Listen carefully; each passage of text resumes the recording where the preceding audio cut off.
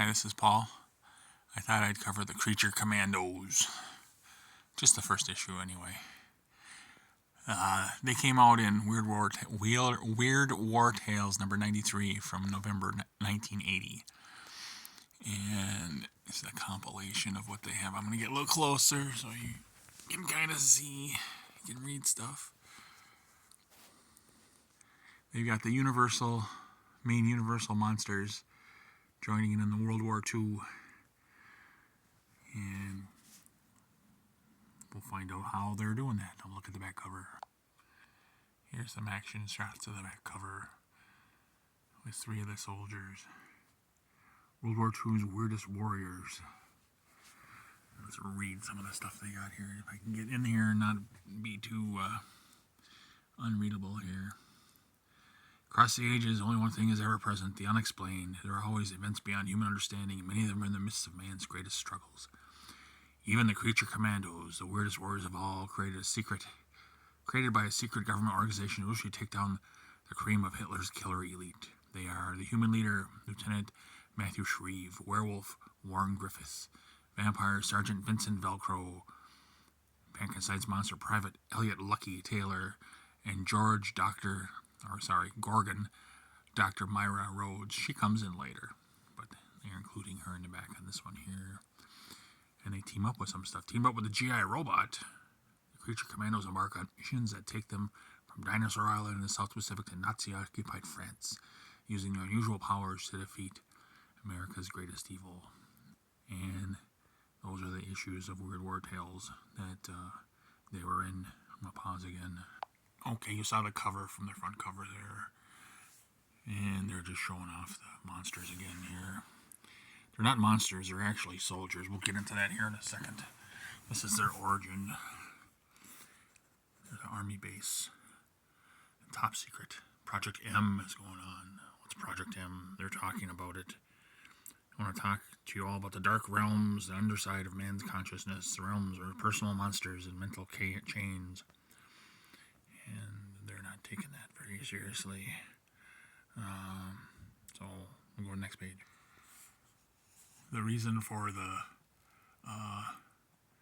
monsters being created here, they want to attack the enemy on a psychological level as well.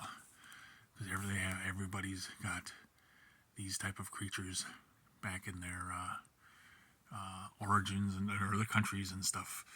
So we come across the first one, Warren Griffith, a 4F Oklahoma farm boy with a problem. He suffers from lycanthropy, a form of insanity in which the patient imagines himself a wolf, a condition that a team of specially stuck-led scientists and medical men managed to manifest physically in our young volunteer. Oh, that's not good. Who's next? Next came Sergeant Vincent Velcro, who wisely managed to avoid a 30-year sentence in the Army brig by joining Project M. For 6 months, he was injected with a compound composed of experimental chemicals and blood extracted from the new Mexican vampire bat, and the results were intriguing. Ooh. Next. Here, can you get that a little better? Maybe. How about that? Next, there was good-hearted Marine private named Lucky Taylor, whose luck ran out when he stepped on a landmine on some godforsaken island in the Pacific. Our surgeons worked for weeks on end, putting Lucky back together again, albeit not the way he was originally constructed. And then everyone's going, what's this nonsense going on here? Well, it's not nonsense anymore. It's just broke into the room. Now, they got the vampire. They don't believe. They think it's Hollywood. They don't believe what's going on. So the vampire, he's changing into a mist and a bat. And he's going to go after one of the military men. And someone asks the werewolf man to stop him. And but he's unstable with his condition of being a werewolf, and he changed back to a man, and he gets pelted by the vampire dude. And we have Lucky taking care of this, and the vampire's a little crazed there, but Lucky just grabs him by the neck. Lucky's pretty big. Well, what do you know there? And he throws the vampire dude. And everybody's going crazy here.